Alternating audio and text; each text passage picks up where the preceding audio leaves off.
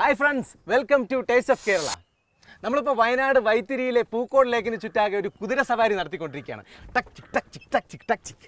ഇപ്പോൾ ബ്രേക്ക്ഫാസ്റ്റ് ഒക്കെ കഴിച്ചു, വിശപ്പിൻ്റെ പ്രശ്നമൊന്നുമില്ല. അല്ലെങ്കിൽ തന്നെ എനിക്ക് 10 മിനിറ്റ് ഇടവിട്ട് വിശപ്പ് വരുമെന്ന് പ്രൊഡ്യൂസർ പരാതി പറയുന്നത്. അപ്പോൾ ഇനി ഒരു 10 മിനിറ്റ് ഇവിടെ കുതിര സവാരിയൊക്കെ കഴിഞ്ഞിട്ട് വുഡ്ലാൻഡ്സ് റെസ്റ്റോറൻറ്റിലേക്കാണ് നമ്മൾ ഇടിച്ച് കയറാൻ പോകുന്നത്. ചിലപ്പോൾ ബിരിയാണി കൊടുക്കണമെങ്കിലോ.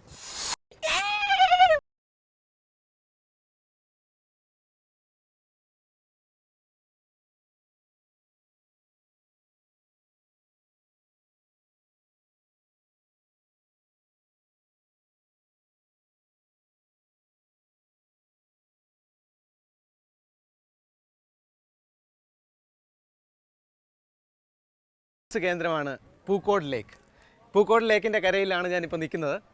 കേരളത്തിലെ രണ്ടാമത്തെ ശാസ്താംകോട്ട കായൽ കഴിഞ്ഞാൽ രണ്ടാമത്തെ ശുദ്ധജല തടാകമാണിത്. ഇതിൻ്റെ ഷേപ്പ് എന്ന് പറയുന്നത് ഇന്ത്യയുടെ മുകളിൽ നിന്ന് ഏരിയൽ വ്യൂയിലൂടെ നോക്കിക്കഴിഞ്ഞാൽ ഇന്ത്യയുടെ ഷേപ്പാണ് ഈ തടാകത്തിനുള്ളത്.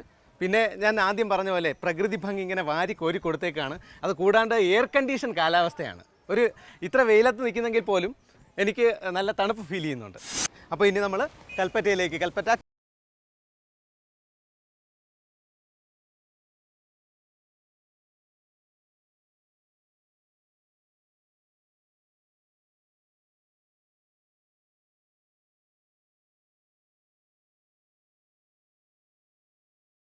ചെയ്യുന്നത് മലയാളികൾ തന്നെയാണോ അതോ? അതെ, നമ്മുടെ ഷെഫ് ഒരു ആലപ്പുഴക്കാരനാണ്, മിസ്റ്റർ സുരേഷ്. അദ്ദേഹം ചെയ്യുന്നു. അപ്പോൾ നമുക്ക് ഇന്ന് ബിരിയാണിയാണ് നമുക്ക് ഒന്ന് പറഞ്ഞു തരേണ്ടത്. ആയിക്കോട്ടെ, നമുക്ക് ഷെഫിനെ പരിചയപ്പെടാം. ഓക്കെ. ഹായ്, സുരേഷ്. അതെ അതെ. ഞാൻ ഈ കൽപ്പറ്റ മുഴുവൻ ഇങ്ങനെ അന്വേഷിച്ചു. അപ്പോൾ ദം ബിരിയാണി കഴിക്കുന്നെങ്കിൽ വുഡ്ലാൻഡ്സ് നിന്ന് കഴിക്കണമെന്ന് പറഞ്ഞു. അപ്പോൾ ഇവിടെ വന്ന് അന്വേഷിച്ചപ്പോഴാണ് ഇവിടെ ഒരു പുലിക്കുട്ടിയുണ്ട്, ഇവിടുത്തെ എക്സിക്യൂട്ടീവ് ഷെഫ് സുരേഷ് കുമാർ അല്ലേ? അപ്പോൾ ഇതിൻ്റെ സീക്രട്ട് കൂടെ എനിക്ക് പറഞ്ഞു തരണം. പിന്നെ എന്താ പറഞ്ഞു തരാമല്ലോ. എന്തൊക്കെ ടൈപ്പ് ബിരിയാണി ഉണ്ടാക്കും? ഇപ്പോൾ 2-3 ടൈപ്പ് ബിരിയാണിയൊക്കെ ഉണ്ടാക്കും. ഹൈദരാബാദി, പിന്നെ അങ്ങനെയുള്ള പല. നമുക്ക് ഏത് സ്റ്റൈലാണ് ഉണ്ടാക്കി തരാം? നമുക്ക് മലബാർ സ്റ്റൈൽ ഉണ്ടാക്കി തരാം. ഓക്കെ, നമ്മുടെ കോഴിക്കോടൻ മലബാർ സ്റ്റൈലിൽ. ഓക്കെ. അപ്പോൾ ഇത് കണ്ടുകൊണ്ടിരിക്കുന്ന പ്രേക്ഷകരോട് ശ്രദ്ധയ്ക്ക്, ഒരുപാട് ഇൻഗ്രീഡിയൻസ് ഉണ്ട്. എൻ്റെ ബുദ്ധിയാണെങ്കിൽ അറിയാമല്ലോ, വളരെ കുറച്ചേ ഉള്ളൂ. അപ്പോൾ ഇത്രയും ഇൻഗ്രീഡിയൻസ് എൻ്റെ മനസ്സിൽ ഓർമ്മയുണ്ടാവില്ല.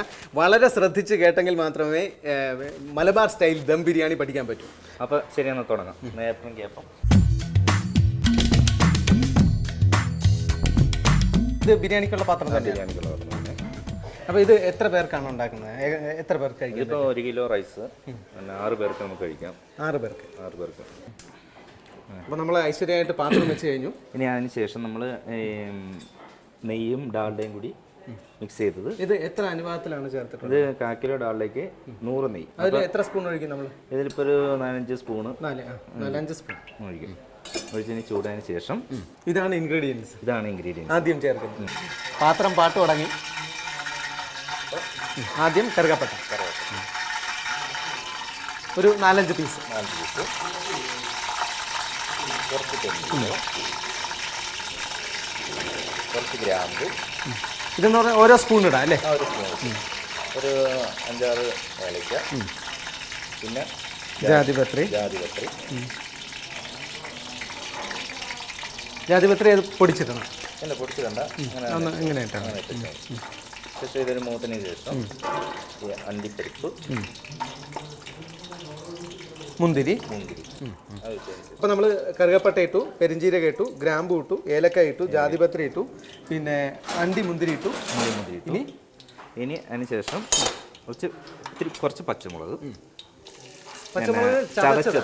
ചതച്ച പച്ചമുളക് അതിട്ടതിന് ശേഷം പിന്നെ സവാള അരിഞ്ഞത് ഇടട്ടെ. ഇത് മുഴുവൻ ഇടാം. മുഴുവൻ ചെറുതായിട്ടൊന്ന് ആയതിന് ശേഷം ഇപ്പം തന്നെ ബിരിയാണിയുടെ ഒരു മണം വരാൻ തുടങ്ങി, സ്മെല്ല്. അതിനുശേഷം ഇത്തിരി പിന്നെ ജിഞ്ചർ ഗാർലിക്, വെളുത്തുള്ളി ഒരു 2 സ്പൂണ്. ഇതെല്ലാം ചതച്ചതാണ് അല്ലേ? എല്ലാം ചതച്ചത്, എല്ലാം കല്ലിൽ ഇങ്ങനെ ചതച്ചെടുക്കുന്നു.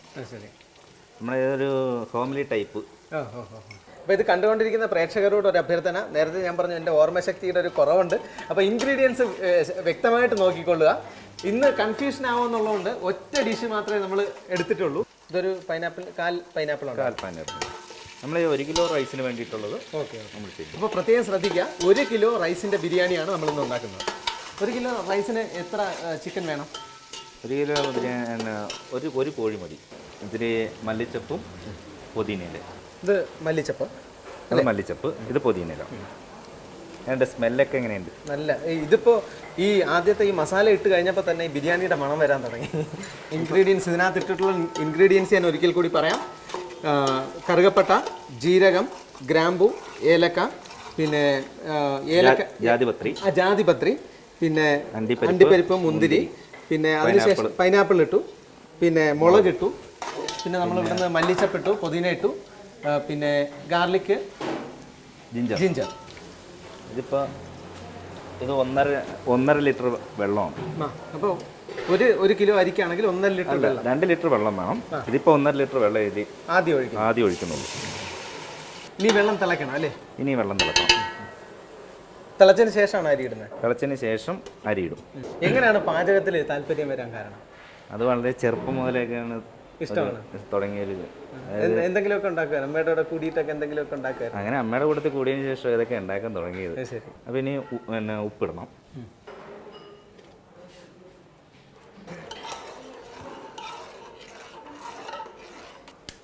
അപ്പം നമ്മുടെ ഇത് തിളച്ചു അല്ലേ? തിളച്ചു. ഒരു 2 സ്പൂണ് ഇത് ലൈം ജ്യൂസാണ്. ലൈം ജ്യൂസ് അതൊഴിക്കണം. അതെന്ന് വെച്ചാൽ ഈ റൈസ് ഇങ്ങനെ പൊട്ടിപ്പോകാണ്ടിരിക്കാൻ വേണ്ടിയിട്ടാണ് നമ്മൾ ഇത് ചേർക്കുന്നത്. ഓക്കെ. അപ്പം നിങ്ങൾക്കൊരു ടിപ്പുണ്ട്. ഈ അരി ബിരിയാണി അരി ഇടുമ്പോഴത്തേക്ക് ബിരിയാണി അരി പൊട്ടിപ്പോവാതിരിക്കാനായിട്ട്, വെന്ത് പൊട്ടാതിരിക്കാനായിട്ട് നമ്മൾ ഒരു 2 സ്പൂൺ ലൈം ജ്യൂസ് ഇതിനകത്ത് ചേർത്തു. ലൈം ജ്യൂസ് ചേർത്തതിന് ശേഷം ഒന്ന് ഇളക്കി ഒന്ന് യോജിപ്പിച്ചതിന് ശേഷം നമ്മൾ റൈസ് ഇടും.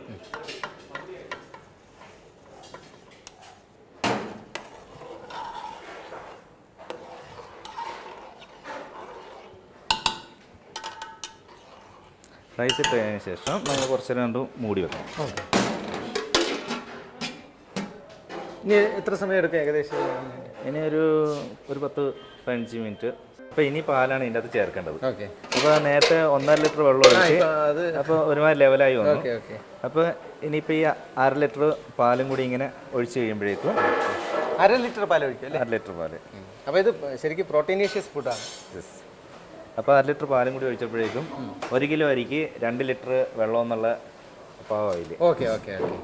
അപ്പോൾ 1.5 ലിറ്റർ വെള്ളം ഒഴിച്ചു, 1/2 ലിറ്റർ പാൽ ഒഴിച്ചു. അപ്പോൾ 1 കിലോയ്ക്ക് 2 ലിറ്റർ വെള്ളം. ഇനി കുറച്ച് നേരം ഇങ്ങനെ മൂടി വെക്കണം. അപ്പോൾ ഇത് പാലൊക്കെ ഒഴിച്ച് അപ്പോൾ മൊത്തം 1.5 ലിറ്റർ വെള്ളമായി, 1/2 ലിറ്റർ പാലുമായി. അപ്പോൾ പാൽ ഒഴിച്ചു വെച്ചു. ഇനി ചിക്കൻ്റെ മസാലയാണ് ഉണ്ടാക്കാൻ പോകുന്നത്. എന്നിട്ട് ചിക്കൻ്റെ മസാല ഉണ്ടാക്കിയതിന് ശേഷമാണ് മിക്സ് ചെയ്ത് ഇപ്പോൾ ഇത് ഏകദേശമൊക്കെ റെഡി ആയിട്ടുണ്ടാവും. അപ്പോൾ നമുക്ക് ഇത് അങ്ങോട്ട് മാറ്റിയിട്ട് നമുക്ക് അടുത്തത് ചിക്കൻ്റെ മസാല അടിക്കാൻ പോകും. ഓക്കെ.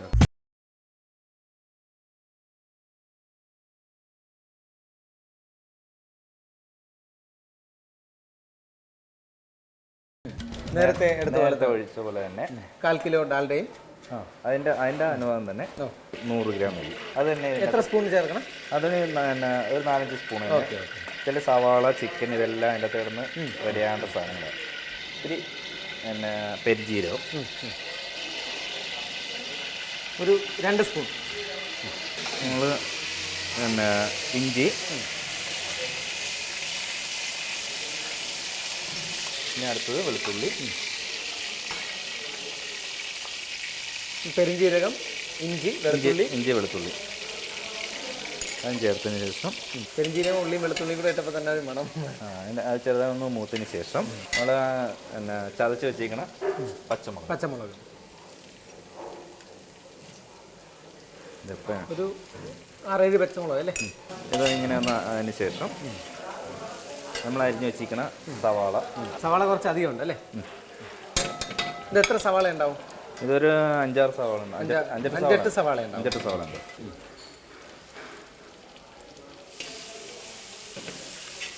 ഇപ്പോൾ രണ്ടാമത്തെ പാർട്ടാണ് നമ്മൾ ചെയ്തുകൊണ്ടിരിക്കുന്നത്. ആദ്യത്തെ പാർട്ട് ഏകദേശം കഴിഞ്ഞു, അതിൻ്റെ പകുതി വർക്കും കഴിഞ്ഞിരിക്കുകയാണ്. ഇപ്പോൾ രണ്ടാമത്തെ പാർട്ട് തുടങ്ങിക്കഴിഞ്ഞു. അതിനകത്തേക്ക് ആദ്യം ഒരു 4 സ്പൂൺ ഡാൽഡയും നെയ്യും കൂടെ ചേർത്ത മിശ്രിതം ഒഴിച്ചു. പിന്നെ അതിനുശേഷം ഇഞ്ചി, വെളുത്തുള്ളി, പെരുംജീരകം, പച്ചമുളക്, പിന്നെ അതൊന്ന് വാട്ടിയതിന് ശേഷം നമ്മൾ സവാള ഇട്ട് ലൈറ്റ് ബ്രൗൺ ആയിട്ട് ഓക്കെ ഇങ്ങനെ വന്നതിന് ശേഷം നമ്മൾ അരിഞ്ഞു വെച്ചിരിക്കുന്ന തക്കാളി തക്കാളി. എത്ര തക്കാളി ഉണ്ട്? ഇത് ഒരു 3-5 തക്കാളി ഉള്ളത്, വലിയ ടൈപ്പ് ഒരു 3-5 തക്കാളി ഉണ്ട്. അത് അത്ര തന്നെ ചേർക്കണം. ഇനി തക്കാളി ഇതിനകത്ത് പിടിച്ച് വരും അല്ലേ? തക്കാളി ഇതിൻ്റെ അകത്ത് അലിഞ്ഞ് വരണം.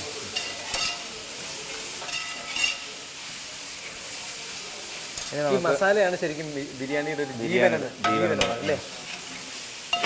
കാരണം മസാലയുടെ പോർഷൻ ഉള്ളത് ഭയങ്കര സന്തോഷമാണ്. പ്രത്യേകിച്ച് ബിരിയാണി കഴിക്കാൻ പോകുമ്പോൾ ബിരിയാണി കഴിക്കുമ്പോൾ മസാലയുടെ ഈ പോർഷൻ ഉള്ളത് അതും ചോറൂടെ മിക്സ് ചെയ്ത് കഴിക്കാൻ ഭയങ്കര ടേസ്റ്റ്. നല്ല ടേസ്റ്റ്. ആ നെയ്യും പിന്നെ തിന്നു കഴിഞ്ഞിട്ട് കുറച്ച് കഴിഞ്ഞുള്ള സ്മെല്ലും. സത്യം പറഞ്ഞാൽ ബിരിയാണിയുടെ ഒരു കൊതിയനാണ് കേട്ടോ. അപ്പോൾ നമുക്കിനി അടുത്തത് പിന്നെ മസാല ഐറ്റംസൊക്കെ, മസാലപ്പൊടികൾ ഐറ്റംസ്.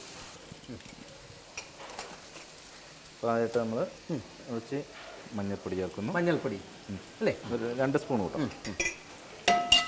2 സ്പൂൺ മഞ്ഞൾപ്പൊടി. മഞ്ഞൾപ്പൊടി ചേർത്ത് കഴിഞ്ഞപ്പോഴത്തേക്ക് അതിൻ്റെ ടോണൊക്കെ അങ്ങ് മാറി ഒരു മഞ്ഞ കളറായി, മൊത്തത്തിൽ മഞ്ഞയായി. അതിനുശേഷം ഇച്ചിരി മുളക് പൊടി ചേർക്കും. ഓക്കെ. അപ്പോൾ മുളക് പൊടി ചേർക്കുമ്പോൾ നമ്മൾ പ്രത്യേകം ശ്രദ്ധിക്കണമെന്ന് വെച്ചാൽ നമ്മൾ ആദ്യം പച്ചമുളക് ചേർത്തിട്ടുണ്ട്. അപ്പോൾ അതിൻ്റെ ഒരു എരിവ് ഉണ്ടാവും. അപ്പോൾ മൊത്തത്തിൽ എരിവായി പോകരുത്. Okay okay. അപ്പോൾ അത് നമ്മൾ പ്രത്യേകം നോക്കി വെച്ചാൽ മാത്രം മതി. കെയർഫുൾ. ബിരിയാണി ഉണ്ടാക്കാനായിട്ട് ആദ്യം നമ്മൾ ഒരു 7 പച്ചമുളക് ചേർത്ത് കഴിഞ്ഞു. അപ്പോൾ അതിൽ എരിവുണ്ടാവും. അതുകൊണ്ട് ചുവന്ന മുളക് അത്ര ഹെൽത്തി സാധനമല്ല ചുവന്ന മുളക്. ചുവന്ന മുളകിൻ്റെ പൊടി ഒരു സ്പൂണോ 1.5 സ്പൂണോ അല്ലേ? ഇപ്പം ചേർത്താൽ മതി. അതിനുശേഷം ഇത്തിരി മല്ലിപ്പൊടി, അത് വളരെ കുറച്ച് ചേർത്താൽ മതി. ശേഷം ഈ ഗരം മസാലപ്പൊടി. ഗരം മസാല നമ്മുടെ പട്ട, ഗ്രാമ്പ്, ഏലക്കൊക്കെ ഇങ്ങനെ ഇട്ട് പൊടിച്ചെടുക്കുന്നത്. ഗരം മസാലയാണ് അതിൻ്റെ മണം. പിന്നെ ഇത് ഈ മീറ്റ് മസാല, അത് 1 ടീസ്പൂൺ മതി. 1 സ്പൂൺ. കുറച്ചും കൂടി ആവാം ഗരം മസാല. ഇതാണ് അതിൻ്റെ സ്മെല്ല്. അതൊന്നിങ്ങനെ ഒന്ന് ശരിക്കുന്നതായിട്ട് മൂത്തങ്ങ് വന്ന് കഴിയുമ്പോഴേക്കും ബാക്കി ഇടുന്നു. ഈ മഞ്ഞൾപ്പൊടിയും മുളക് പൊടിയൊക്കെ ഇട്ടപ്പോൾ തന്നെ അതിൻ്റെ സ്വഭാവമൊക്കെ അങ്ങ് മാറി. എല്ലാം കൂടെ ഒന്ന് ചുരുണ്ടൊട്ടി ഈ ഇതിനകത്തൊക്കെ ഉള്ളിക്കകത്തൊക്കെ ഈ ഇതൊക്കെ പിടിച്ച് നല്ല ചുവപ്പ് കളറായി, നല്ല ബ്രൗൺ കളറായിട്ടുണ്ട് മസാല. പിന്നെ ഏറ്റവും വലിയ പ്രശ്നം എന്ന് പറയുന്നത് ഇതിനകത്ത് മറ്റേ ഗരം മസാലയൊക്കെ ഇട്ടപ്പോഴത്തേക്ക് നമ്മുടെ കൺട്രോൾ പിടിക്കുന്ന ഒരു മണവും വരാൻ തുടങ്ങി. ഗരം മസാലേൻ്റെ എനിക്ക് തോന്നുന്നു ഇവിടെ മാത്രമല്ല ഈ ഏരിയ മുഴുവൻ ഇപ്പോൾ ഉണർന്ന് കാണുന്നു. ഓക്കെ. അതിനുശേഷം നമ്മൾ കഴുകി വെച്ചിരുന്ന ചിക്കൻ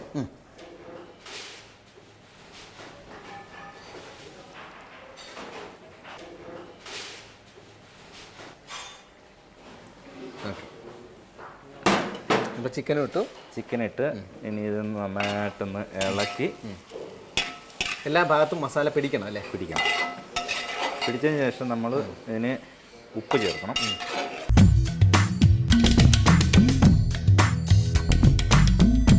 ഇത് പൈനാപ്പിൾ അരച്ചതാണ്.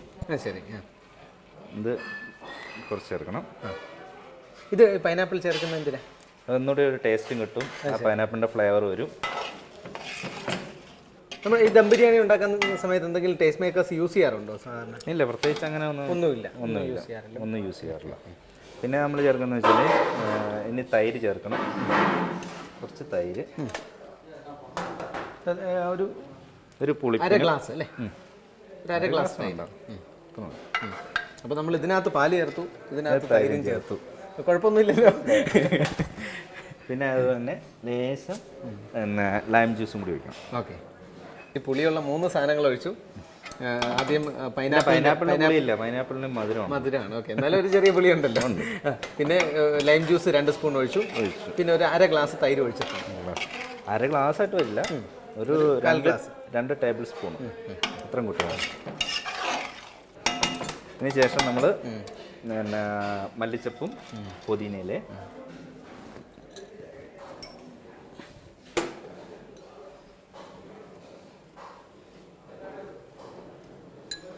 ഒരു 3 സ്പൂൺ അല്ലേ? 3 സ്പൂൺ. അതുപോലെ തന്നെ മല്ലിച്ചപ്പ്, പുതിന. ഇനി ഇത് അടച്ചു വെച്ച് നന്നായിട്ടൊന്ന് വേകണം. വെള്ളം ഒഴിക്കാറുണ്ടോ? ഇല്ല. ചിക്കനിൽ നിന്ന് ഊറിയാകും. ചിക്കനിലെ വെള്ളവും സവാളിലെ വെള്ളമൊക്കെ പിന്നെ തക്കാളിയിലെ വെള്ളം ഉണ്ടാവും. അതൊക്കെ ഇങ്ങനെ ഊറി ഇറങ്ങിയിട്ട് മസാല തന്നെ പിടിച്ചു തരണം. എന്നിട്ടൊന്ന് ഓടിക്കണം കുറച്ച് നേരം, ഒരു 5 മിനിറ്റ്. ഒരു 5-10 മിനിറ്റ്. 10 മിനിറ്റ്. രണ്ട് പാർട്ടും ഏകദേശം കഴിഞ്ഞു അല്ലേ? കഴിഞ്ഞു. ഇനി ഇതെല്ലാം കൂടെ ചേർത്ത് മിക്സ് ചെയ്യുന്ന മൂന്നാമത്തെ പാർട്ടാണ് അടുത്തത്.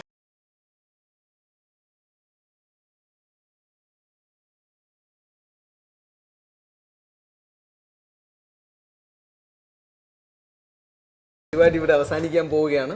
അപ്പോൾ നമ്മൾ ഒരു ലൈറ്റായിട്ട് ഇതിൻ്റെ അടിയിൽ പാത്രത്തിൻ്റെ അടിയിൽ ഇങ്ങനെ പിടിച്ചു പോകാണ്ടിരിക്കാൻ വേണ്ടിയിട്ട് നമ്മളൊന്ന് ലൈറ്റായിട്ട് ഇതിലേക്ക് ഒന്ന് ഒഴിച്ചു കൊടുക്കണം. ആദ്യം ഒഴിച്ച പോലെ തന്നെ ആദ്യം ഒഴിച്ചു 250 ഡാൽഡയും. അത് എപ്പോഴും അങ്ങനെ വേണ്ട, ഒഴിച്ചൊന്ന് അടിയിൽ പിടിക്കാതിരിക്കാൻ വേണ്ടിയിട്ടാണ്. ഒന്ന് പാത്രം ഇങ്ങനെ ഒന്ന് ചുറ്റിച്ചിട്ട് ഈ ചിക്കൻ നമ്മൾ ഇതിലേക്ക് നിരത്തുന്നു.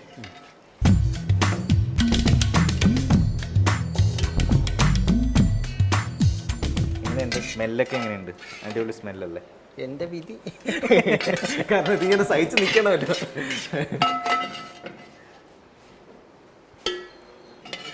ചില നമ്മൾ ബിരിയാണി തിന്നു കഴിഞ്ഞാലും ആ കയ്യിൽ ആ മെഴുമെഴുപ്പ് അതുണ്ടാവണം.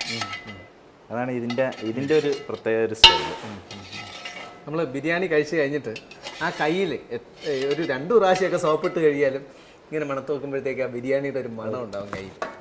എന്നിട്ട് നമ്മൾ ഇതിന് വേണ്ടി റൈസ് അതിൻ്റെ മുകളിൽ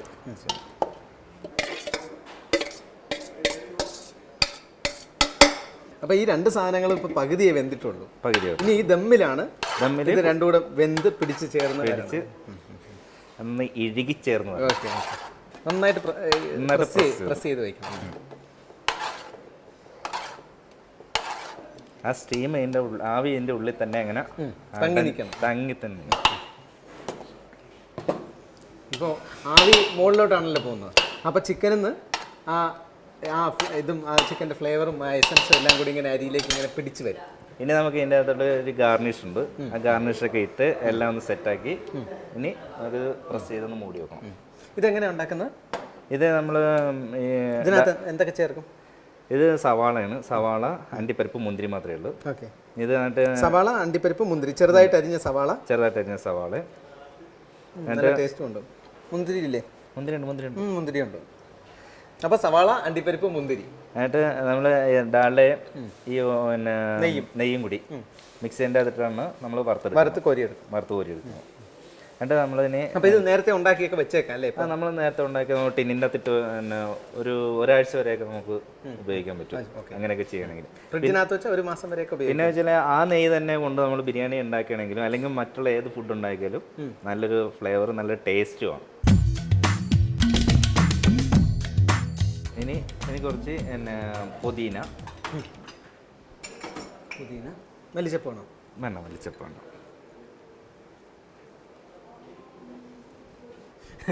നേരത്തെ ചേർത്തതിനകത്ത് എന്തെങ്കിലും ഒരു മണം കുറഞ്ഞു പോയിട്ടുണ്ടെങ്കിൽ ഇതിലങ്ങ് സോൾവ് ചെയ്യണം അല്ലേ? പിന്നെ ഈ ക്യാരറ്റ് ഇതിൻ്റെ ഒരു ഗാർണിഷിന് വേണ്ടി നമ്മൾ ചെയ്യുന്നതാണ്. ഒന്ന് കളർഫുൾ ആക്കാൻ. കളർഫുള്ള്. പിന്നെ പൈനാപ്പിൾ.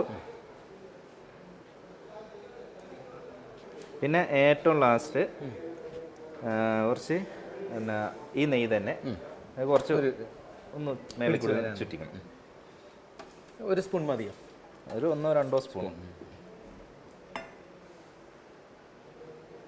അപ്പോൾ ഇപ്പോൾ ഇത്ര നമ്മൾ ചെയ്ത് കഴിഞ്ഞപ്പോൾ പ്രോസസ്സ് മുഴുവൻ കഴിഞ്ഞു. ഇനി ദമ്മാക്കി എടുക്കുക എന്ന് മാത്രമേ ഉള്ളൂ. അതിന് നമ്മൾ ഈ മൈദ ഇങ്ങനെ ഉരുട്ടി ഇങ്ങനെ എടുത്തിട്ട്. ഇത് മൈദ മാത്രം മതിയല്ലോ അല്ലേ? ഇത് മൈദ മാത്രം ഇങ്ങനെ നന്നായിട്ട് ഇച്ചിരി ലൂസാക്കി ഇങ്ങനെ കുഴച്ചിട്ട് ഇങ്ങനെ ഒട്ടിച്ചൊട്ടിച്ചെടുക്കും. ഏകദേശം ഒരു ഇത് തന്നെ. എന്നിട്ട് ഈ പാത്രം വെച്ച് നന്നായിട്ട് പ്രസ് ചെയ്യണം.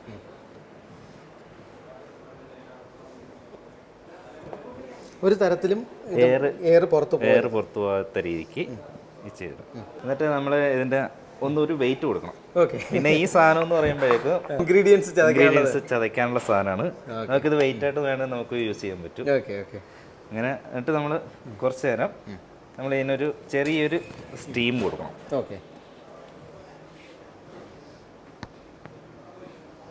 സിമ്മിൽ വെച്ചിട്ടുണ്ട്. അപ്പോൾ നമ്മൾ അടിക്ക് പിടിക്കാണ്ട് നമ്മൾ പ്രത്യേകം നോക്കിയാൽ. അപ്പോൾ അതിനൊരു 2-3 മിനിറ്റ് നമ്മളിങ്ങനെ ഒന്ന് വെച്ചിട്ട് നമ്മൾ ആവി കയറ്റി കൊടുത്തിട്ട് നമുക്ക് പിന്നെ കുറച്ച് കഴിഞ്ഞിട്ട് പൊട്ടിക്കാൻ പറ്റും. പൊട്ടിച്ച് കഴിയുമ്പോൾ നല്ലൊരു സ്മെല്ലായിരിക്കും ഓക്കെ. ഇതിൻ്റെ എല്ലാം പൊട്ടിച്ച് കഴിഞ്ഞാൽ നമുക്ക് പെട്ടെന്ന് കഴിക്കാൻ പറ്റും. കഴിക്കാൻ പറ്റും. ഓക്കെ. നമ്മൾ ബിരിയാണി കൊടുക്കുമ്പോൾ ആ ബിരിയാണിയുടെ കൂടെ പല കളറിൽ പല സാധനങ്ങളുണ്ട്. അതിനെപ്പറ്റി നമുക്ക് ചേട്ടനോട് ചോദിക്കാം. ഓക്കെ. അതിൻ്റെ കൂട്ടത്തിൽ മുകളിലൊരു മുട്ടയുണ്ട്, ഒരു പപ്പടമുണ്ട്. സൈഡിൽ എന്തൊക്കെയാണെന്നുള്ള സൈഡിൽ നമ്മൾ ഒരു ചിക്കൻ ഫ്രൈ നമ്മൾ വെക്കും. പിന്നെ അതിൻ്റെ കൂട്ടത്തിൽ റൈത്ത കൊടുക്കും. ഓക്കെ. പിന്നെ ഒരു മിൻറ്റ് ചട്നി അതും കൂടി ആകുമ്പോഴേക്കും അടിപൊളിയാണ്. ഏകദേശം ആയോ? ഇപ്പം ഏകദേശം ആയിട്ടുണ്ട്. അപ്പം നമുക്ക് അത് ഒന്നും കൂടി ഒന്നും കൂടി ഒന്ന് പിടിച്ച് വരുമ്പോഴേക്കും പിന്നെ ഒന്നും കൂടി നല്ലൊരു ടേസ്റ്റ് ആയിട്ട് വരും. ഇനി ക്ലൈമാക്സ് ആണ്, നമ്മൾ പൊട്ടിക്കാൻ പോവാണ്. ദം, ബിരിയാണിയുടെ ദം. ഇനി ഈ ഏരിയയിലൊന്നും ആർക്കും നിൽക്കാൻ പറ്റില്ല. കെയർഫുൾ.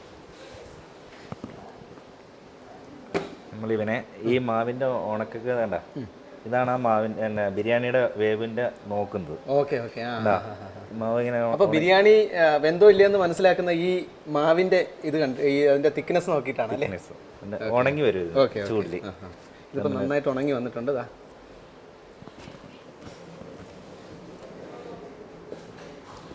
ചിലപ്പോൾ ഈ മൂടിയൊക്കെ തെറിച്ച് പോകാൻ ചാൻസ് ഉണ്ട് അല്ലേ?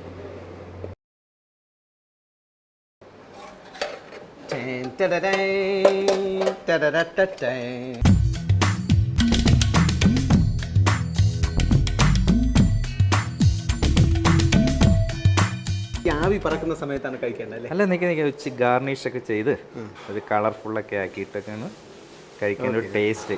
ഓക്കെ. ഈ ബ്രൗൺ ആയ സവോള അല്ലേ, അതും ഈ റൈസ് എല്ലാം കൂടി മിക്സ് ചെയ്ത് കഴിക്കുമ്പോൾ അതിൻ്റെ ഒരു പ്രത്യേക വളരെ ക്രിസ്പി ആയിരിക്കും അല്ലേ? ഒരു പ്രത്യേക ടേസ്റ്റാണ്.